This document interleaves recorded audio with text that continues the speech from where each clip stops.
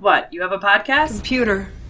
Show the historical documents. I can chew and walk gum at the same time. They are often the kinds of kids that are called super predators. I don't know what I said.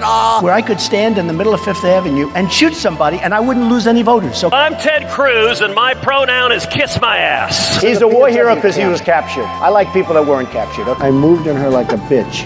So we have the worst education almost in the large world, the world that people know about. Don't experiment on damn Thanksgiving. Don't experiment on Thanksgiving. You experiment by your damn self. Grab him by the pussy. When the legend becomes fact, print the legend. The roll will now be called, and those responding to their names will indicate by surname the nominee of their choosing. The tellers agree in their tallies that the total number of votes cast is 432, of which the Honorable Jim Jordan of the state of Ohio has received 200 votes. The Honorable Hakeem Jeffries of the state of New York has received 212 votes. No person having received a majority of the whole number of votes cast by surname, the Speaker has not been elected. The first ballot in today's House speakership vote, Ohio Congressman Jim Jordan fell short of the 217 votes necessary to become Speaker, but Republicans are determined to keep trying until they finally get it wrong. Today, the House held a vote on Republicans' latest nominee for Speaker, Ohio Congressman and Trump ally Jim Jordan. That vote failed after 20 Republicans opposed Mr. Jordan. Yeah, I should note that the Democratic minority leader, Hakeem Jeffries, got more votes. Jim Jordan challenged his fellow Republicans to vote, and he came up short, getting only 200 votes when he needed 217. We wouldn't be here if every single Democrat didn't vote with 8 Republicans to shut this place down. Hello, everyone, and welcome to another episode of Recovery from Politics Podcast. I am your host, Kyle Frame, and today is Wednesday, October 18th, 2023. Hello! Hey, do you remember this guy? Bring me one. Well, good news. I found one right here. It's not a link. I'm still learning how to do that. So that's not a link, but that's just like a graphic that we're going to go ahead and show you. There was this awesome thing. I normally despise Piers Morgan. I just don't think he's a good guy. But he interviewed someone who had absolutely no fucks left to give, which was hilarious. Just because I don't think Piers Morgan knew what he was getting into. He clearly invited this guy on thinking, oh yeah, we're friends, we've got a history. He's a comedian by nature. So yeah, I'm pretty sure he was hoping for a light and fluffy conversation, and it devolved into one of the better ones I've seen on this. So really, if you have time, it's the first 20 minutes of the clip. For some reason, they bring him on for the final 10. And then don't talk to him again. So if you get up to the point where Piers Morgan forces him to a commercial break and is like, no, I promise I'll give you time. He does not give him time, so just go ahead and stop there. But the first 20 minutes or so is just absolutely fantastic. It's great if you hate Piers Morgan and want to see him just flail about like, oh, damn, I didn't know we were going to have someone serious here. And it's also good because you have somebody who's just cutting through all the bull and getting straight to the line of the argument in regards to Israel versus Palestine. But I don't want to talk about that today. Not because it is not important. President Biden should be, he's in Israel right now, meeting with Benjamin Netanyahu. And I guess he was supposed to meet with someone from the Palestinian Authority, a guy named Abbas.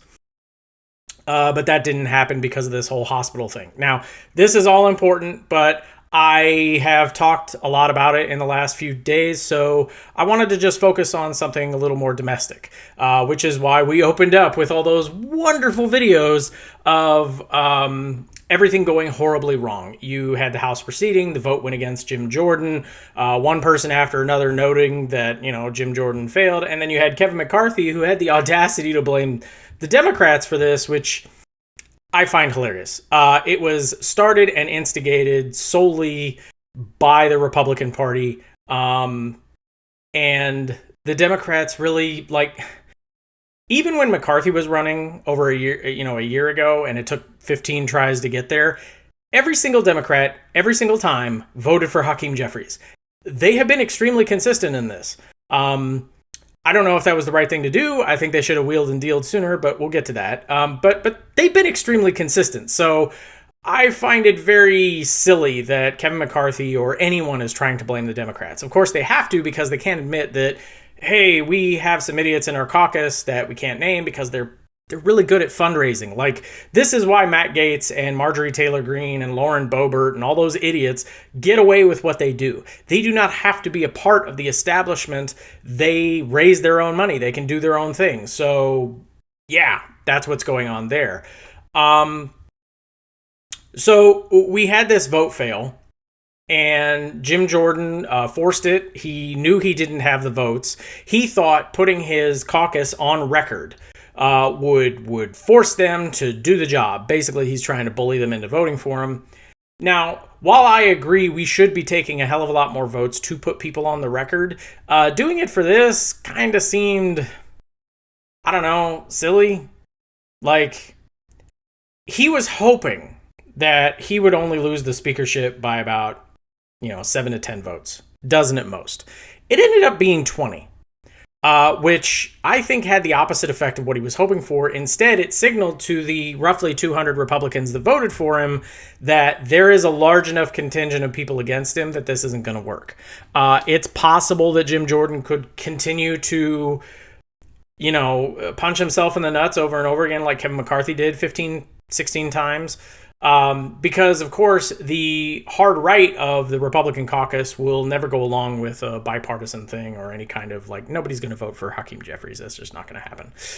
But I was questioning, because the only thing I really knew about Jim Jordan prior to, all of this, was basically that, yeah, he was big and Trumpy, but, so is everyone in the Republican Party, so what makes him special?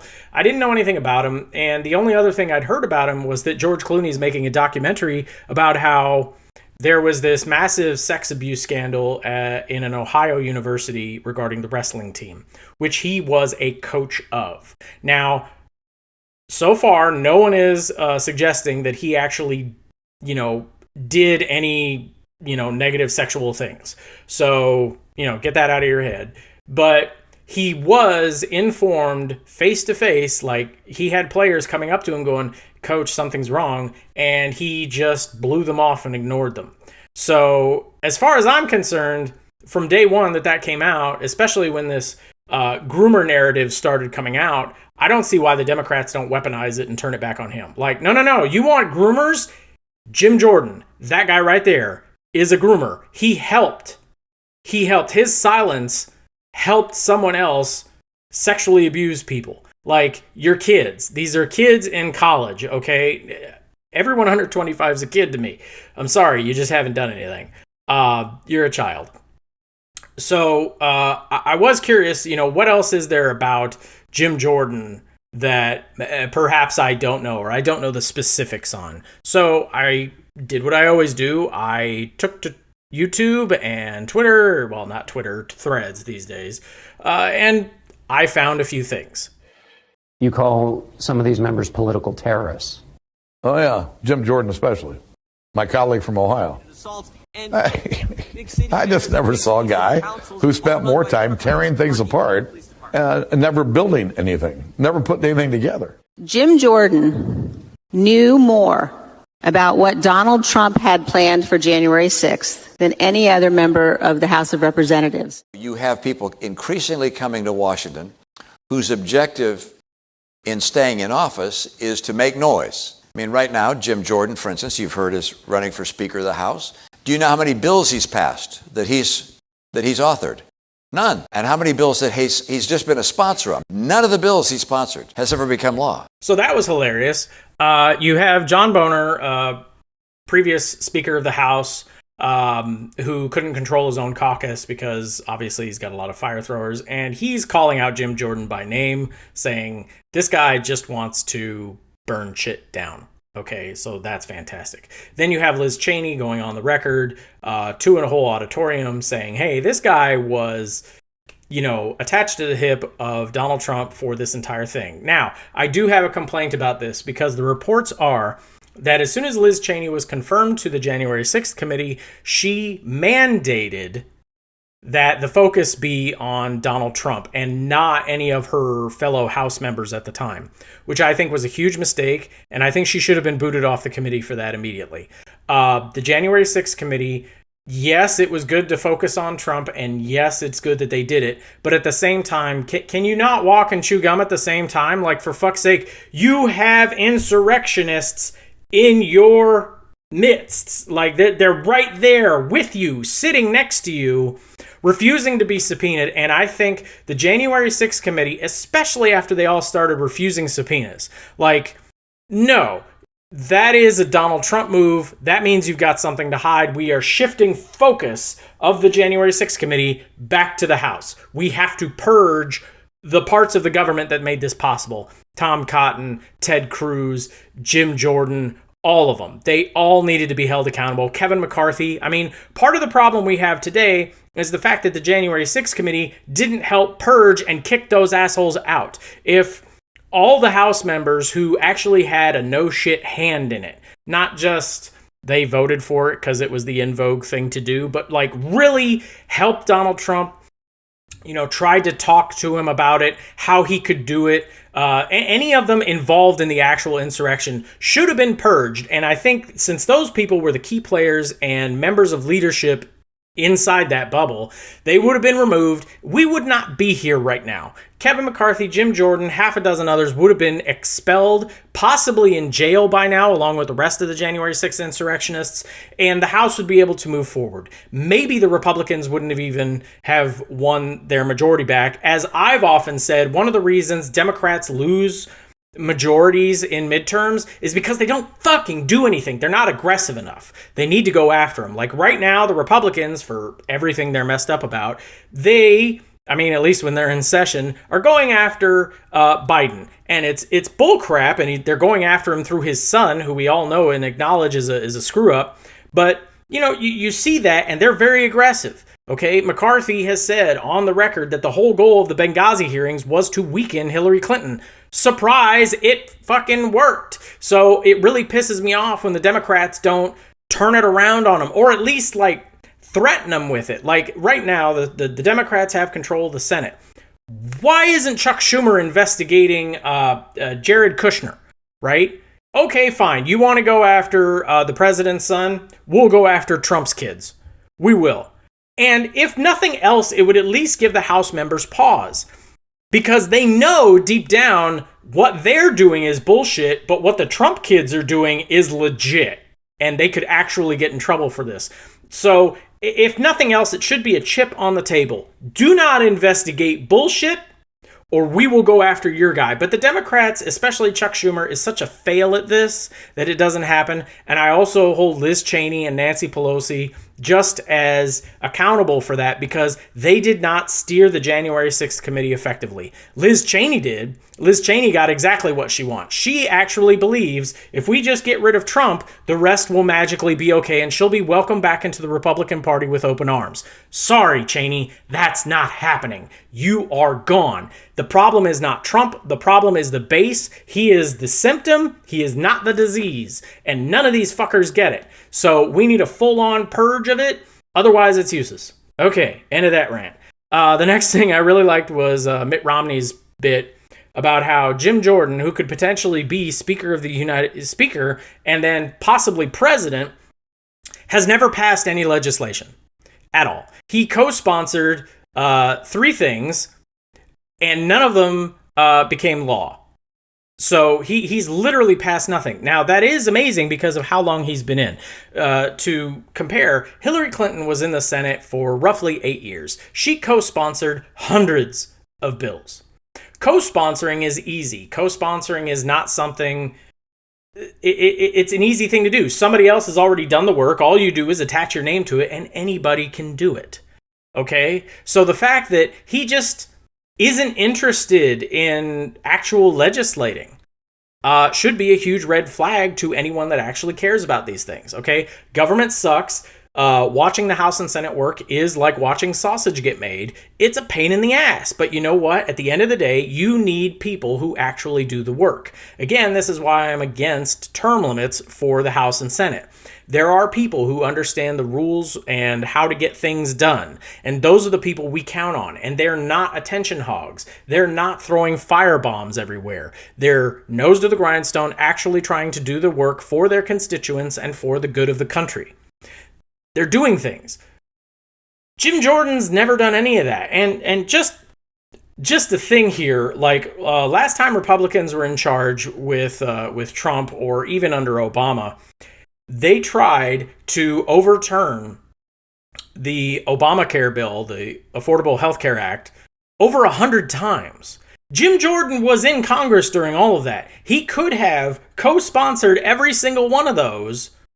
The same result would have happened, and at least he would have had over 100 co-sponsors. And then you could say, well, he's always in the minority when the big stuff comes up. You could make an argument for him. But to just have 3 for over the decade that he's been there it's extremely telling, is what it is. You can tell this guy does not care at all about legislation. He doesn't care. So if you put him in charge of the House, the government is getting shut down, because I don't think he understands how to deal.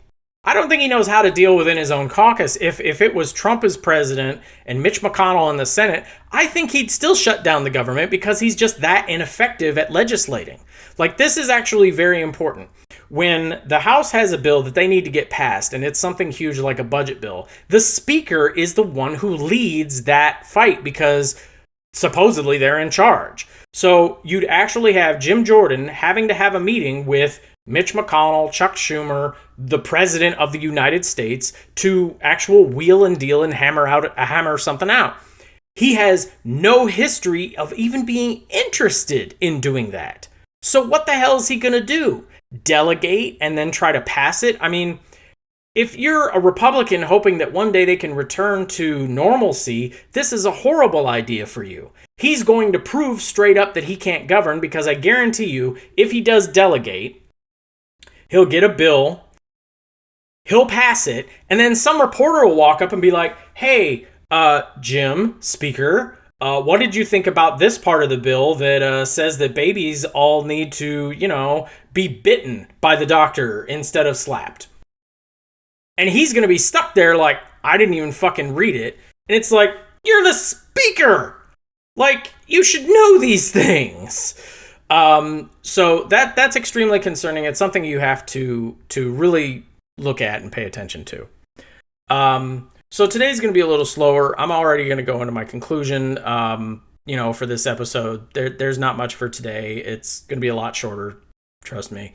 But right now, the Democrats are who I have an issue with. I know the Republicans are firebombing each other, and it's fun to watch, don't get me wrong. I sat here and snacked on pretzels while I watched them, burn themselves. It was great. It was lots of fun. I was entertained. But right now, the Dems are trying to make a case that the current guy holding the gavel, who is that weird dude in the bow tie, should have limited powers in a kind of acting speaker capacity. Because their point of view is there's really important shit going on. You got Israel, you got Ukraine, and you have the government going to shut down in less than a month. Like, we just need to get over this hurdle. Then you assholes can go fight about who's going to be speaker. On its face, that doesn't sound too bad. I don't think it's going to happen. Republicans are not interested in voting to give any kind of powers to the Democrats. That's not going to happen. Period. That's a non-starter. There is no such thing as the Republican moderate. They don't exist.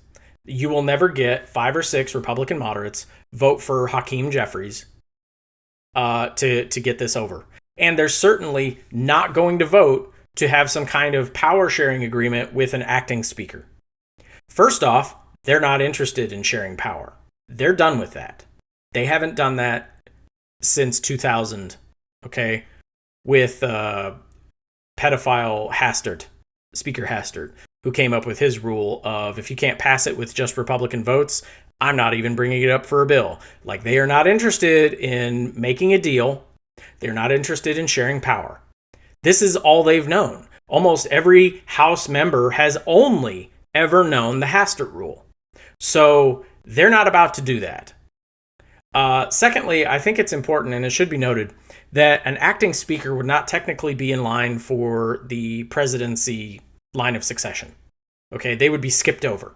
So normally it goes vice president would be first up, then Speaker of the House, then the pro tempore of the Senate, who's not actually the Senate majority leader or anything. They're the person who acts when the vice president's not in the Senate. See, per the Constitution, the vice president's actually supposed to be the person there with the gavel in the Senate. But we don't do that anymore. So instead, they kind of handpick someone and say, okay, you run things while I'm not here. Right now, that person designated is Washington Senator Patty Murray. So and then next down the line, it's like 4 or 5 positions. Like, it would basically eliminate any possibility of a Republican being in the line of succession. It would just go down through Democrats and then immediately go to cabinets, which obviously Biden appointed all of them, so they would all be considered part of the line of succession. And there's no Republican anywhere on that list. So I don't think they're going to do that. Especially since they keep pointing at Biden's age and Harris being so ineffective. There is a possibility Biden passes, Harris comes in, is completely overwhelmed, and is forced to resign by hook or by crook, and then the Speaker of the House becomes president, in which case, right now, would be a Republican. They're not going to give that up. It's unlikely, but it's still a possibility because... Again, they would be passing up their only chance at becoming president, and we would have President Patty Murray. I'm not a fan of her, but I'm not a fan of most Democrats. Anyway, and this is why they're going to reject a bipartisan deal. It's not like it's an ego thing. Like, the amount of power they would have to give up. They would have to give up power to the Democrats for this power sharing thing, even if it is temporary. They wouldn't actually have control of the speakership because of that power sharing ability. They wouldn't have control of the House.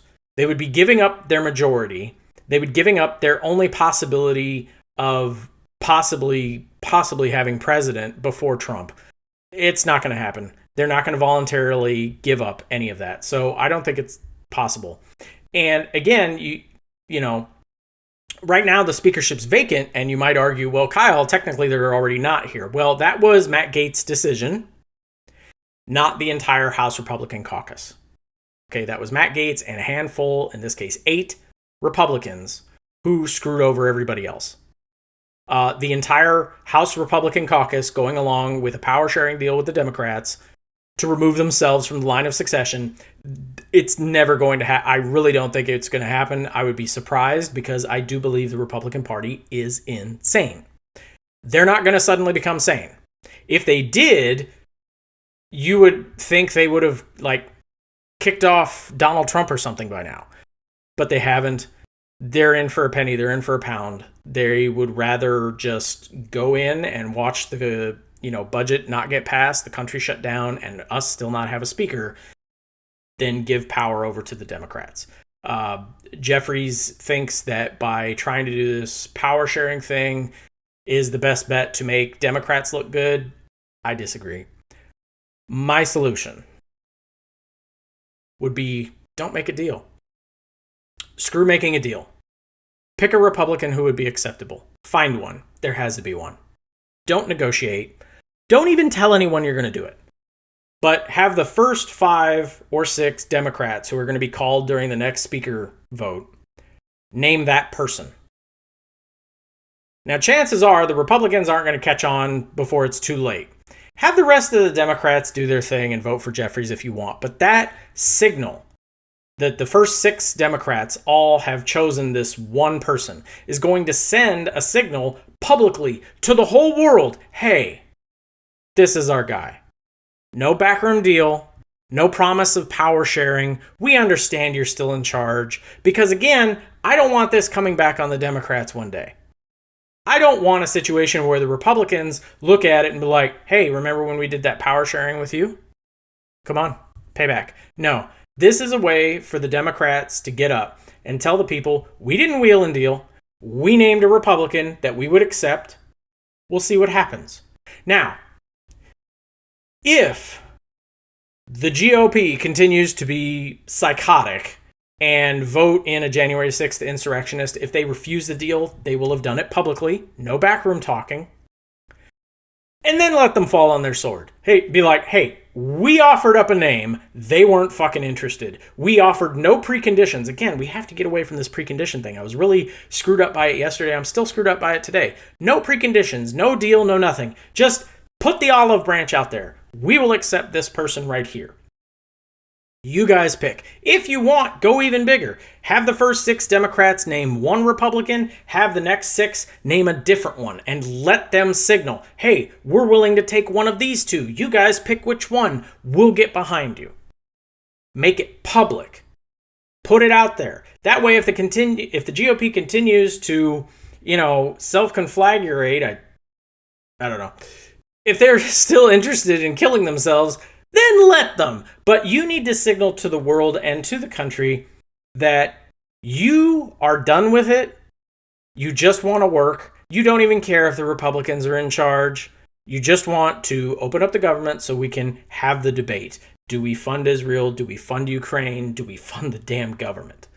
Because if the government shuts down because the Republicans are sitting over there refusing to deal, who's going to look bad? I mean, yes, of course, the House is, as a general, giant metaphor, is going to look like garbage, and the Republicans are going to look stupid and inane, but at some point, it is going to come back around on the Democrats. Right now, they're avoiding it. Right now, I think the American people are smart enough, kind of, to understand that this is all the Republicans doing. However, that isn't going to last forever. Eventually, somebody's going to turn it back around on the Democrats and be like, would you just, do something other than continually voting for for Hakeem Jeffries? Because in a way, you're just as narrow-minded and bullheaded as the Republicans. They want to vote in their guy. You guys just keep one time after another voting in for Hakeem Jeffries. I get it. You love the guy. He's great. Whatever. He's not going to be speaker. Okay? You need to be grown-ups. And I know a lot of people are going to come out and be like, no, we should let the Republicans flail, and I agree, but if the government shuts down, people will lose their jobs, people will lose paychecks, people will be hurt financially. That is not good.